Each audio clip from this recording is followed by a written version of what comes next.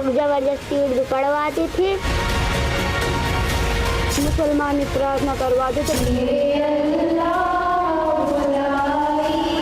बिस्मिल्लाहिर्रहमानिर्रहीम हम्दुलिल्लाहि रब्बिल आलमीन से पढ़ाते थे। वो लोग हिजाब पहन अंदर जाने देते थे।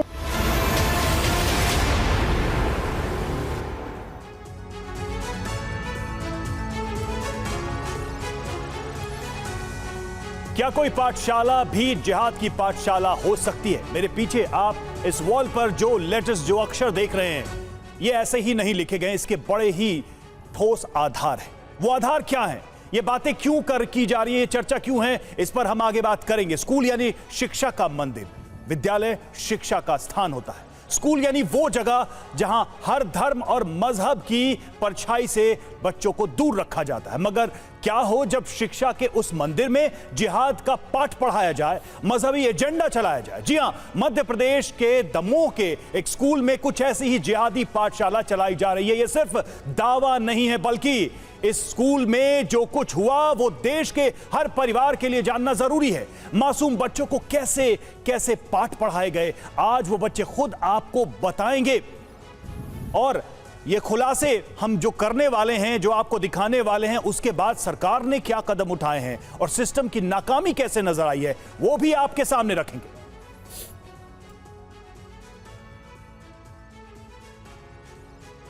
और देखिए बड़ी खबर क्या है इसको लेकर, यह भी आपके सामने हम रखते हैं। जो दमोह को लेकर सामने आए, गंगा जमुना स्कूल को लेकर जो तमाम आरोप निकलकर सामने आ रहे हैं छात्राओं की तरफ से, ये आरोप लगाए गए हैं। ये बड़ी खबर हम आपको बता दें, एमपी के दमोह में जिहादी पाठशाला का पाठ पढ़ाने का आरोप लगाया जा रहा है। दमोह के गंगा जमुना स्कूल के छात्र का बड़ा दावा, तिलक लगाते थे तो मिटवा देते थे। ये छात्र की तरफ से कहा गया, हमें जबरन उर्दू पढ़ाई जाती थी, उर्दू सीखने से इनकार करने पर पीटा जाता था, हिंदू मुस्लिम छात्र में भेदभाव होता था। ये छात्र की तरफ से खुद आरोप सामने आए हैं। स्कूल में जाते थे, तिलक लगा के जाते थे, क्या होता था? सर तिलक लगा के जाते थे तो वो लोग मिटवा देते थे, और हाथ में कलावा बांध के जाते थे तो वो लोग कहते कि ये नहीं पहन के आया करो, और मारते थे। कौन करता था ये सब कुछ? सर बड़े सर। और किस किस तरह से परेशान करते थे? सर उर्दू नहीं बनती थी हमसे तो वो लोग जबरदस्ती उर्दू पढ़वाते थे, और पहन के जाते थे, और जैसे 2 दिन गए थे तो मारते थे स्टिक से, और उठक बैठक करवाते थे। सभी बच्चों को बोलते थे कि सिर्फ आप ही लोगों, कुछ लोगों को? सर हिंदू लोगों को बोलते थे, मुसलमानों को नहीं बोलते थे। आपके टीचर वगैरह भी बोलते थे? Yes sir. नमाज वगैरह भी पढ़ाई जाती थी? Yes sir. खुदा के बारे में कुछ बताया जाता था? Yes sir. क्या बताया जाता था? कि खुदा ऐसे हैं, अपने भगवानों को ऐसा नहीं भूल जाओ, हम लोगों के खुदा कितने अच्छी रहती है। सर मुसलमान लोगों को एक फॉर्म भरा गया था उसमें फीस आधी सी माफ़ होती थी, सो उन लोगों ने मुसलमान लोगों को बताया था और हिंदू लोगों को नहीं बताया था। तो ये किसी का आरोप नहीं है, किसी के दावे नहीं है, ये उन बच्चों की जुबानी आपने सब कुछ सुना जो यहां पर हो रहा था। ये बच्चे कह रहे थे, और बच्चे झूठ नहीं बोलते, बच्चे भगवान का रूप होते हैं। और उनके साथ यहां पर क्या खेल खेला जा रहा था, ये अब सवाल है, बहुत बड़ा सवाल है। एमपी के दमोह में जिहादी पाठशाला, जी हां, क्या बड़ी बातें हैं इस पूरी घटना से जुड़ी हुई, वो जल्दी से हम आपको बिग वॉल के माध्यम से बताते हैं। जी हां, मध्य प्रदेश के दमोह में जिहादी पाठशाला। नंबर 1 जो तथ्य सामने आया है, हिंदू बच्चों को कुरान की आयतें पढ़ने के लिए कहा जाता था। नंबर 2, दूसरा पॉइंट, हिंदू बच्चों से नमाज पढ़वाने का भी आरोप है, बच्चों ने यह भी बात स्वीकार की है। नंबर 3, हिंदू लड़कियों को हिजाब पहनकर ही स्कूल आने का दबाव दिया जा रहा था। नंबर 4, चौथा नंबर, लड़कियों का आरोप, स्कूल से हिजाब दिया जाता था, स्कूल में ही यह हिजाब मिलता था। नंबर 5, पांचवा नंबर, स्कूल ड्रेस कोड में हिजाब जोड़ने का भी आरोप है। नंबर 6, उर्दू नहीं बोलने पर बच्चों को पीटने का भी आरोप लगाया गया, यानी उर्दू जबरदस्ती बुलवाई पढ़ाई जाती थी। नंबर 7, गुड मॉर्निंग के बदले अस्सलाम वालेकुम बोलने का दबाव उन पर बनाया गया। नंबर 8, टीचर पर आरोप भगवान नहीं, अल्लाह को याद करो। नंबर 9, 9वां नंबर, जबरन उर्दू की प्रार्थना करवाने का भी आरोप लगाया गया है। इस पूरे मामले में यह भी एक तथ्य सामने आ रहा है। करुणा, जिस तरह की बातें बच्चे खुद कह रहे हैं, यह अपने आप में बहुत ही चौंकाने वाला, हैरान करने वाला है। बिल्कुल रवि, और देखिए एक और बड़ी खबर आपको बता दें, गंगा जमुना स्कूल में पढ़ने वाली छात्रा का बड़ा खुलासा सामने आ रहा है। हिजाब पहनने को मजबूर करते थे, ये छात्रा खुद बता रही है। हिजाब के विरोध पर पिटाई तक की जाती थी। उर्दू बोलने के लिए जबरदस्ती उन्हें परेशान करते थे, उनके साथ जबरदस्ती करते थे कि उर्दू बोलनी है। स्कूल में हिजाब पहनने पर ही एंट्री होती है, ये आरोप छात्रा की तरफ से खुद सामने आया। सुनिए आप क्या बोल रही है छात्रा। वो लोग हिजाब पहन अंदर जाने देते थे, वरना जाने नहीं देते थे। और वो लोग उर्दू पढ़वाते थे, उर्दू नहीं बनती थी तो वो लोग मारते थे। और वो लोग एक बार नमाज भी करवाते थे।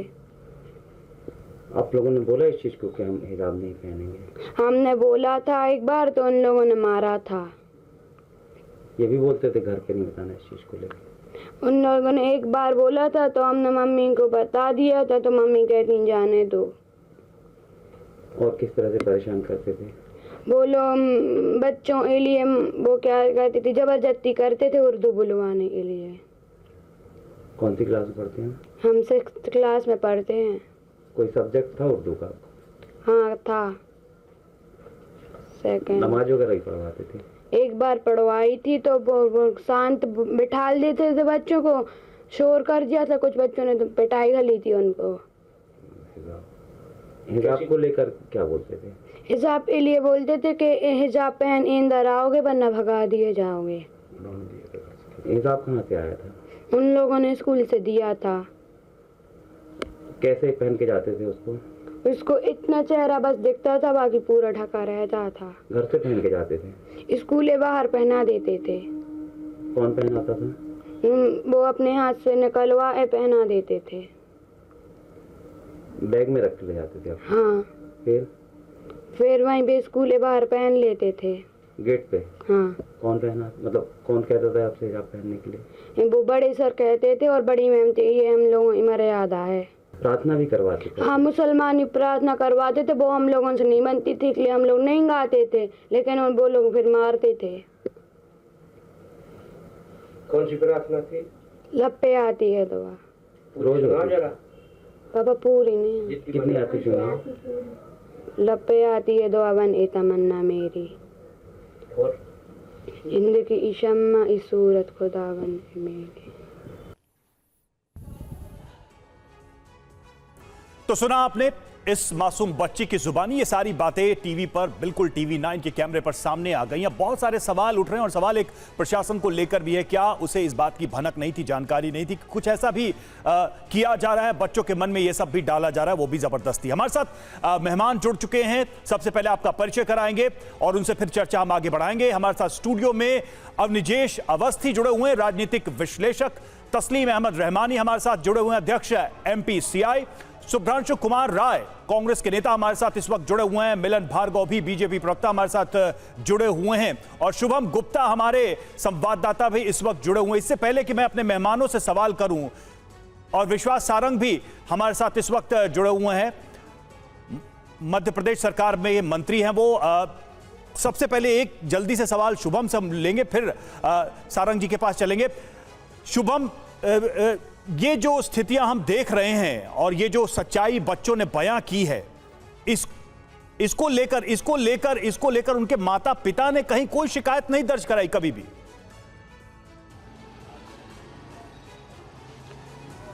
देखिए, इसमें कई तरह की चीजें रवि निकल कर आई है, क्योंकि अभी हमने इस पूरे मामले को इन्वेस्टिगेट भी किया है, अभिभावकों से भी बातचीत की है और उन्होंने जो चीजें कही है कि कहीं ना कहीं जो फीस कम करने का लालच था, यानी कि जैसे ही एक अभिभावक से हमने कुछ देर पहले बात की, उन्होंने कहा कि हम हमारी बेटी को निकालना चाहते हैं, पिछले वर्ष की बात है, मगर स्कूल से कह दिया गया कि आपकी फीस 5,000 रुपए कम कर देते हैं। इंग्लिश मीडियम स्कूल है, ज्यादा स्कूल यहाँ पर है नहीं, लिहाजा उसके चलते कुछ अभिभावक पढ़ाते भी हैं। मगर एक और जो जानकारी रवि मिली है कि इससे पहले 2021 में भी इसकी शिकायत की गई थी। हिंदू संगठन के नेता हमारे साथ है, क्या इस स्कूल की शिकायत पहले भी की गई थी? यहाँ इसके पहले शिकायत की गई थी। मेरे एक मित्र हैं भाई सोनू जी, उनकी भतीजी यहाँ पढ़ती थी उन्हें बताया कि यहाँ पर जो हिजाब हम लगाया इनसे जाता बात है। इनकी पूरी बात और बच्चों को- सुनेंगे, पूरी बात सुनेंगे। सारंग जी के पास मैं जाना चाहूंगा क्योंकि हमारे साथ वो जुड़ चुके हैं। विश्वास सारंग जी, ये तथ्य सामने है, हमारे साथ हमारे संवाददाता भी जुड़े हुए हैं, बच्चों की जुबानी हमने पूरी रिपोर्ट दिखा दी। क्या सरकार की संज्ञान में ये बात है, और अगर है तो ऐसे किसी भी संस्थान या किसी भी रैकेट पर मध्य प्रदेश सरकार क्या कर रही थी? देखिए, ये बात मैं स्पष्ट करना चाहता हूं कि इस तरह की किसी भी हरकत को बर्दाश्त नहीं किया जाएगा। और हेलो, अभी जी आ जी रही है आवाज? जी, बिल्कुल आवाज आ रही है, आप अपनी बात पूरी करें। देखिए, इस तरह से किसी भी हरकत को बर्दाश्त नहीं किया जी। जाएगा। जो दोषी हैं उन पर कार्रवाई होगा। ये 2 दिन पहले भी सरकार की तरफ से सामने आ गया है, हमारे शिक्षा मंत्री जी ने भी कह दिया है। और निश्चित रूप से किसी स्कूल में इस तरह की बातें नहीं होनी चाहिए। ये आपत्तिजनक भी है, दुर्भाग्यपूर्ण भी है, और जो भी दोषी हैं उन पर कार्रवाई होगी। किसी भी बच्चे को दबाव बनाकर ऐसे काम कराना ये गैर कानूनी है। ठीक है, और इस पर कार्रवाई भी होगी, और इस तरह की पुनरावृत्ति आगे ना हो इसको भी सुनिश्चित किया जाए। अच्छा विश्वास सारंग जी, क्योंकि देखिए स्कूल की अगर बात करें 2012 में स्कूल अस्तित्व में आया था, और जैसा हमारे संवाददाता बता रहे हैं कि पहले भी कुछ ऐसी शिकायतें इस स्कूल को लेकर सामने आई थी। क्या पहले कुछ आप तक जानकारी, मध्य प्रदेश सरकार तक जानकारी पहुंची थी क्या? देखिए, वहाँ के लोकल एडमिनिस्ट्रेशन को शायद राही होगी, मुझे इस बात की जानकारी नहीं है। पर जैसा मैंने बोला, ये जैसे ही संज्ञान में मामला आया है, इसके खिलाफ कार्रवाई भी होगी, और जो दोषी हैं उनको बख्शा नहीं जाएगा। इसको लेकर क्या कोई नियम या कानून भी लाने की आप लोग सोच रहे हैं? क्योंकि देखिए, अभी कुछ दिन पहले से हम देख रहे हैं मध्य प्रदेश से ऐसे मामले बहुत सारे हैं। इसमें आप देखिए कि ATS, NI और बड़ी जांच एजेंसियां भी शामिल हुई हैं, लोगों के ब्रेन वॉश करने से लेकर ये अब स्कूल में बच्चों के ऊपर इस तरीके से प्रेशराइज करके एक नए पैटर्न को लाने की कोशिश की जा रही है। आप लोग कुछ सोच रहे हैं, लॉन्ग टर्म प्लानिंग सरकार की है क्या, या फिर सिर्फ जो मौजूदा कार्रवाई है उसको करके आप रुक जाने वाले? नहीं, देखिए, पहले से ही हमारे यहाँ कानून भी है, और हमने इस तरह के किसी भी कृत्य के खिलाफ पहले भी कार्रवाई की है, और अभी भी हम कार्रवाई करेंगे। मैं ये सुनिश्चित करना चाहता हूँ कि इसमें जो भी दोषी होंगे उन पर कार्रवाई हो। और ये यदि किसी तरह धर्म परिवर्तन से जुड़ा हुआ कहीं कोई मामला होगा तो उसमें हमारे यहाँ उसका कानून है, उसके कानून के हिसाब से कार्रवाई होगी, और इसकी पुनरावृत्ति नहीं होगी, ये मैं सुनिश्चित करना। ठीक है विश्वास जी, देखिए हमारे साथ पॉलिटिकल एक्सपर्ट अवनीजेश जी भी हमारे साथ हैं स्टूडियो में, वो आपसे एक सवाल करना चाहते हैं। अवनीजेश जी, आप सवाल कर सकते हैं। हफ्तेभर पहले जो वहाँ के एक स्थानीय अधिकारी ने जो क्लीन चिट दी थी इस स्कूल को, उसके खिलाफ क्या कार्रवाई कर रहे हैं और किस दबाव में उसने वो क्लीन चिट दी थी?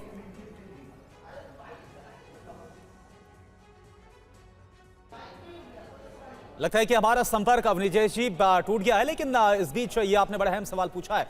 और देखिए, एक के बाद एक कई खुलासे हैं जो कि गंगा जमुना स्कूल को लेकर सामने आ रहे हैं। दमोह का ये स्कूल है MP के, और अब छात्रों की तरफ से खुद कहा जा रहा है, ये जो आरोप है कोई और नहीं लगा रहा। जबरदस्ती उर्दू से लेकर अगर हम बात करें, हिजाब पहनने की बात करें, या फिर जो वहां पर कुरान की आयतें पढ़ने की बात करें, ये तमाम जो आरोप है वहां के छात्रों की तरफ से लगाए गए। अब विजेश जी, आपने हालांकि सवाल जरूर पूछा है कि एक हफ्ते पहले जो शिकायत की गई थी उस पर क्या हुआ, लेकिन सारंग जी का संपर्क हमसे टूट गया। लेकिन आपको क्या लगता है, कितना गंभीर मसला ये आपको लग रहा है? बड़ी बात करुणा शंकर जी, बात बड़ी साफ सी है।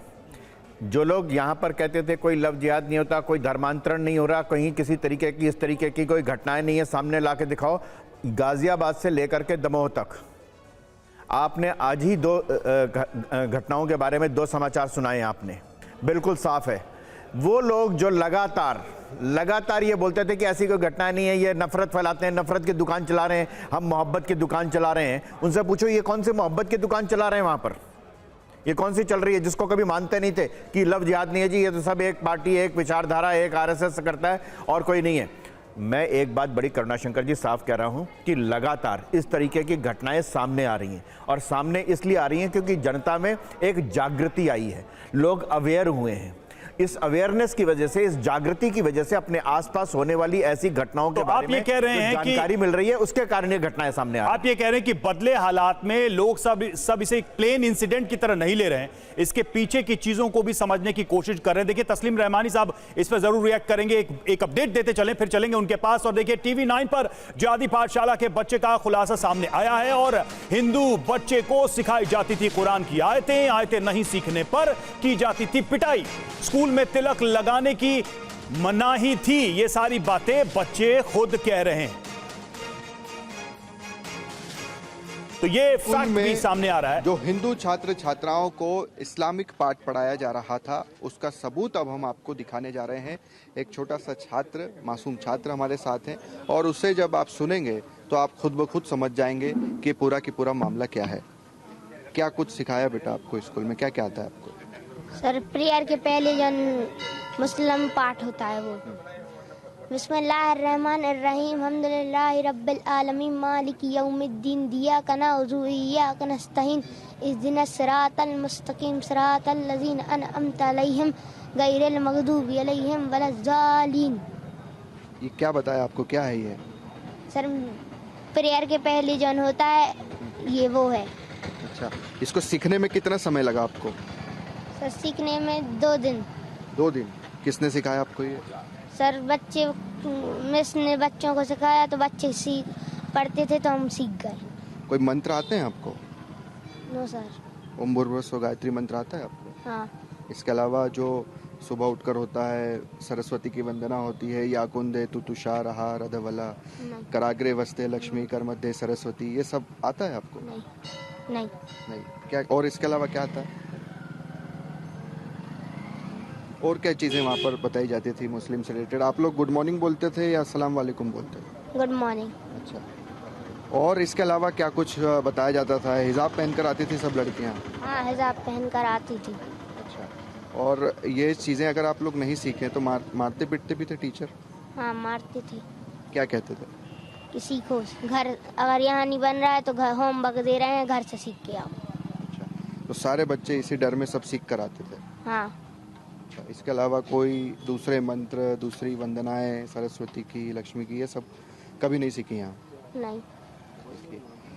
तो नाम भला ही टीका वगैरह लगा के जाते थे अब स्कूल में?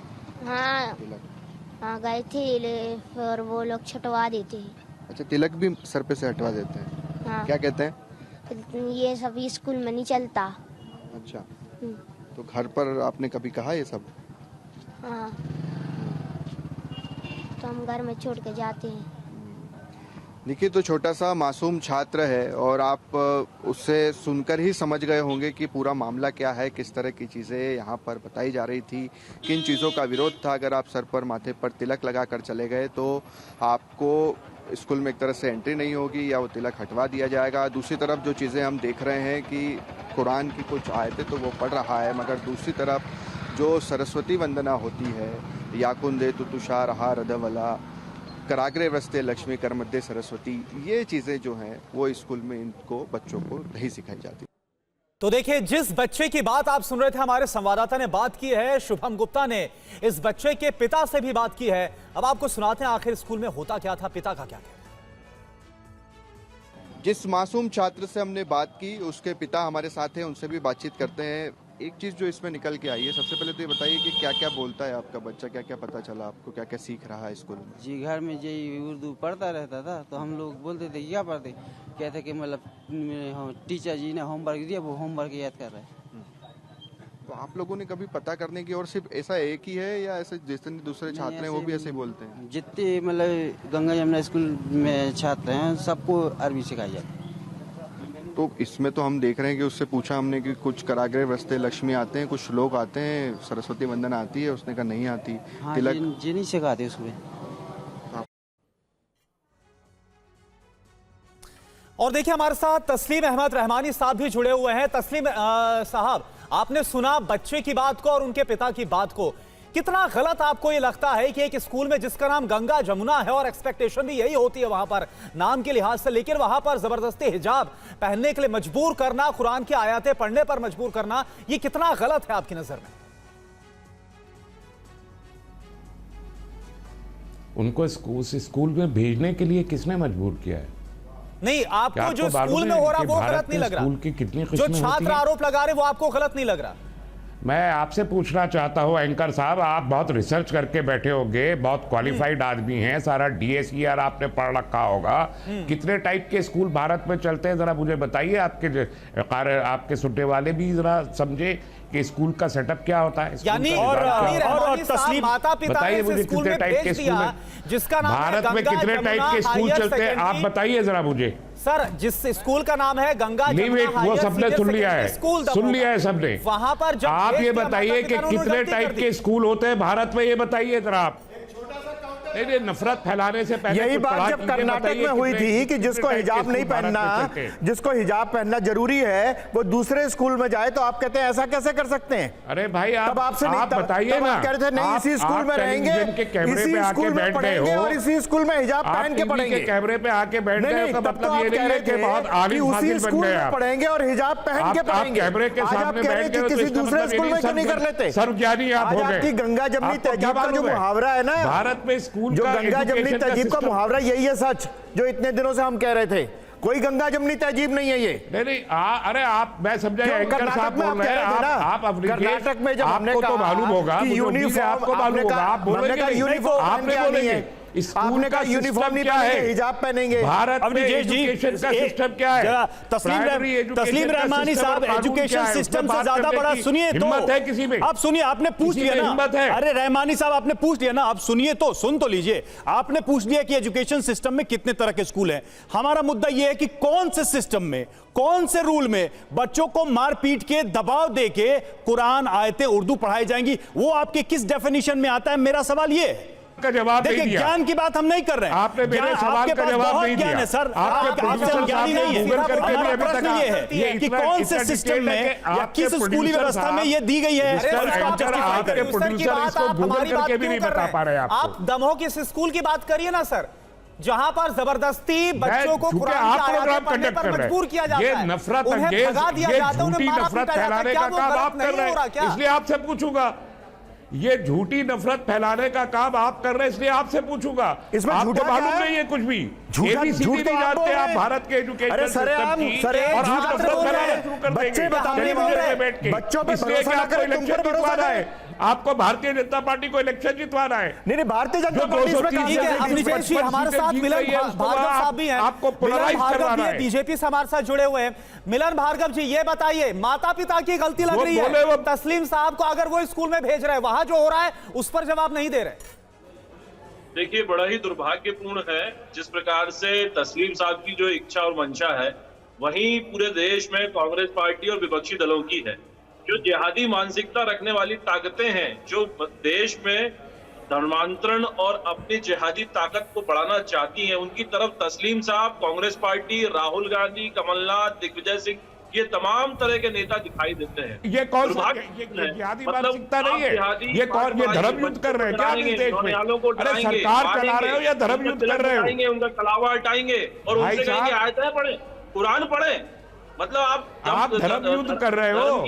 इस देश में धर्म युद्ध चल रहा है या सरकार चला रहे हो? यही तो तस्लीम रहमानी सवाल है कि क्या वाकई में धर्म युद्ध चल रहा है? कुछ लोग कारपेट के नीचे क्या इसकी बड़ी तैयारी कर रहे हैं? जो पर्चे हमें मिलते हैं पटना से, मध्य प्रदेश से, केरल से, उसमें तारीखें और ईयर तय किए जाते हैं कि कब तक हिंदुस्तान को कन्वर्ट करना है। तो क्या कोई धर्म युद्ध की तैयारी कर रहा है? शुभ्रांश कुमार राय, कांग्रेस के नेता हमारे साथ है। शुभ्रांश, केरल में, पश्चिम बंगाल में, कर्नाटक में, मध्य प्रदेश में क्या परिभाषाएं अलग होंगी राजनीति के लिहाज से? जिसको बेंगलुरु में, कर्नाटक में सही लगेगा उसको मध्य प्रदेश में गलत लगेगा, और जिसको मध्य प्रदेश में सही लगेगा उसको कर्नाटक में गलत लगेगा।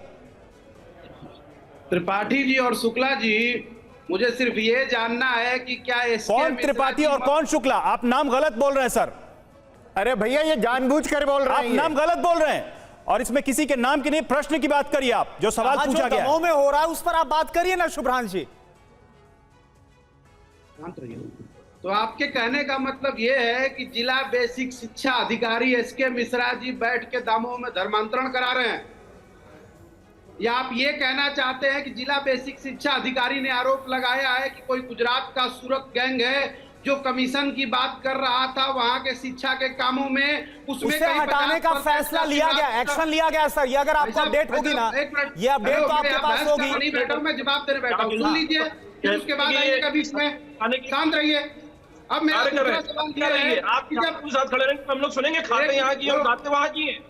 ये बड़ा ही दुर्भाग्यपूर्ण है कि जिहादी के साथ रहने वाले कि आज मध्य प्रदेश में कई देश में शांत रहिए, राहुल गांधी हो ये चलिए ठीक है शुभ्रांश जी, आप अपनी बात पूरी करिए, आप अपनी बात पूरी करिए। मैं ऑनलाइन बैठा हूँ भाई, तू मैं कर रहा, बात पूरी करिए शुभ्रांश जी, बात पूरी करिए ना आप बात पूरी करिए, आपको दे तो रहे मौका, बात पूरी करिए। नहीं, ऑनलाइन बैठने में क्या है, कोई बोलेगा तो आवाज कटेगी। दूसरी इंपॉर्टेंट बात, जिला बेसिक शिक्षा अधिकारी एसके मिश्रा ने आरोप लगाया है कि कोई गुजरात गैंग, सूरत गैंग जो है वो वहां पे कमीशन का मामला था। तो क्या ये मान लिया जाए कि मध्य प्रदेश में 50% कमीशन वाली सरकार चल रही है और इसको ढकने के लिए आपने ब्राह्मण शिरोमणि एसके मिश्रा और भाई साहब क्यों नहीं जिहादियों के खिलाफ बोल रहे हैं? भाई साहब सुनिए समर्थन करते हैं, एक मिनट, गोली मारी जाती है सुन लीजिए, आतंकियों को उत्तर मारा जाता है तब सवाल आप खड़े करते हैं, सेना का विरोध करते हैं की लालच में सत्ता जब से चाहिए। पांडे जी, शुक्ला जी, ये क्या हो रहा है?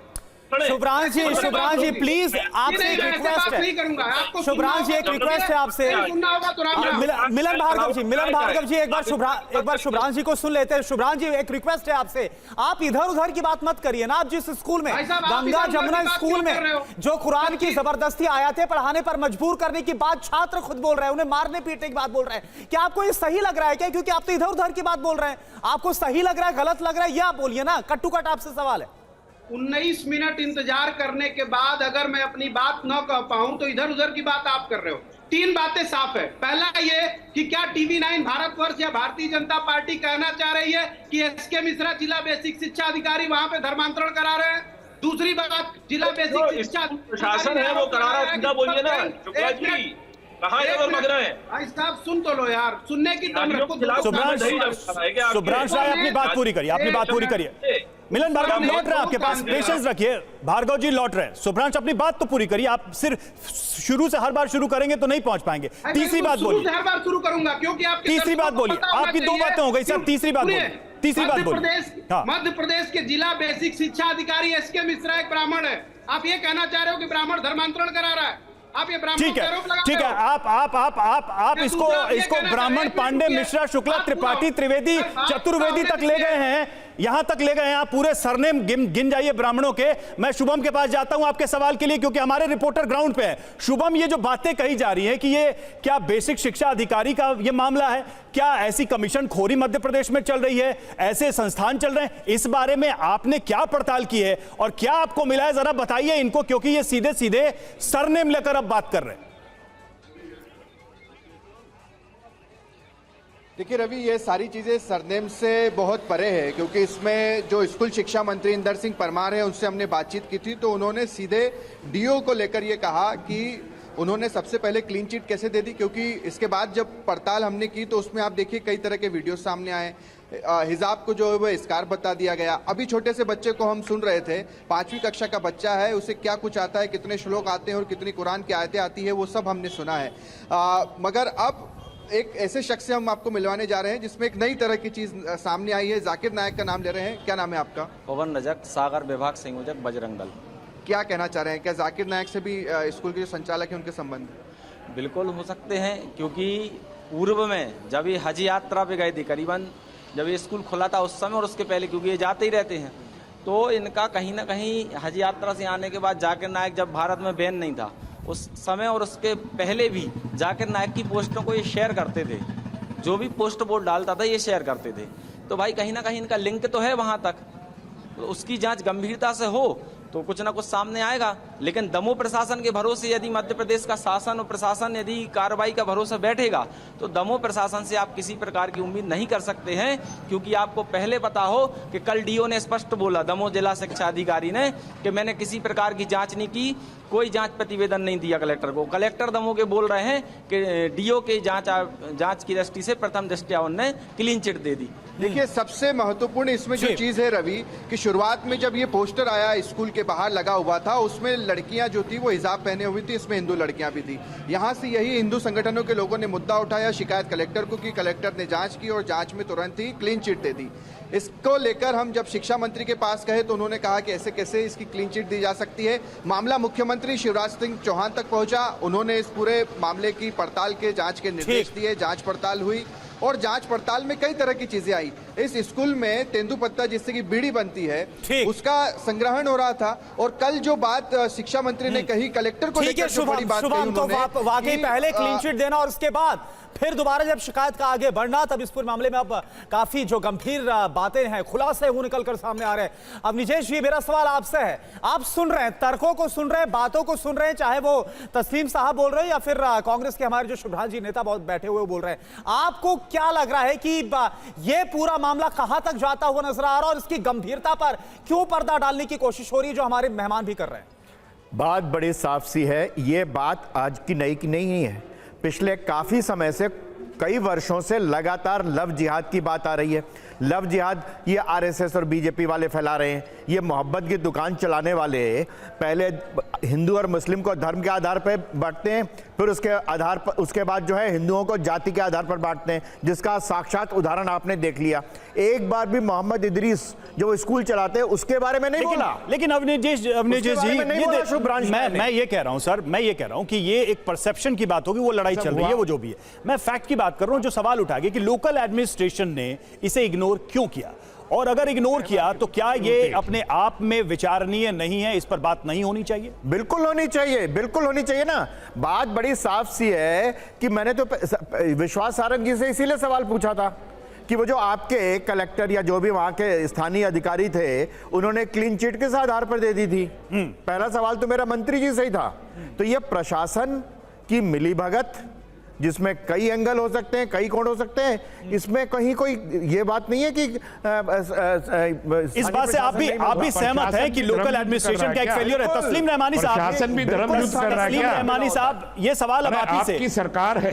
तस्लीम रहमानी साहब, सवाल यही है कि क्या लोकल एडमिनिस्ट्रेशन के फेलियर को सिर्फ एक रीजन बना के इस सारे मैटर को इग्नोर किया जा सकता है, इसकी गंभीरता को नकार दिया जाए? मेरे नजदीक ना ये कोई मैटर है, ना ये कोई गंभीरता है। ये सबके सब मदरसों ही से पढ़ के आए हैं। अमजीनेश अवस्थी जी भी मदरसे ही से पढ़ के आए हैं। अगर ये इतनी गंभीरता होती तो 1000 साल में यहाँ पर तो सारे के सारे लोग ये कलमा ही ये आगे इनकी कि 1000 साल से हमने हिंदुस्तान पे राज किया जाता है। भारतीय जनता पार्टी के पास गुलाम बनाया था हमने। भारतीय जनता पार्टी के पास से लगातार रही है गदा और सुदर्शन चक्र। कहते हैं 1000 साल तक हमने हिंदुओं पर राज किया, फिर करेंगे। ये है रहमानी साहब। नहीं, मैंने ये नहीं कहा फिर करेंगे, मैंने कहा 1000 साल में तो सब कुछ खत्म हो चुका होता है। यहाँ पे इस्लाम चल रहा होता, जाकर के देख लीजिए खुद अपने आप, इस्लाम चल रहा होता। मसला ये है, अच्छा आप सुन लीजिए ना, मसला ये है कि इनको धर्म युद्ध करना है। भारतीय जनता पार्टी को अवाम के मुद्दों की सरकार नहीं चलानी।